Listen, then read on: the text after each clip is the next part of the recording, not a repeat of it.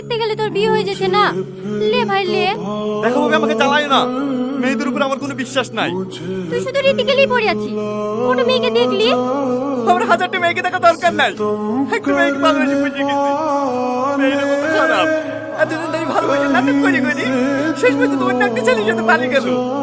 ও পালাইনি, তোকে যেটা বলেছিল ভুল বলেছিল। আসল ঘটনা শুনলে তুই তো আরো বেশি ঘৃণা করবি।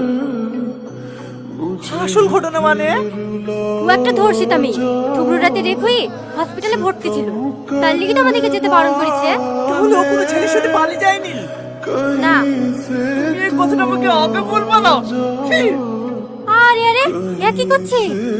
ছাড়ো আমাকে। ভাবি, তোমরা আগে থেকে সব জানতে? হ্যাঁ, আমরা দুদিন বাদেই সব শুনেছি। তাও আমাকে জানাওনি। আর কেউ না জানুক, তুমি তো জানো আমি দিকে কতটুকু ভালোবাসি।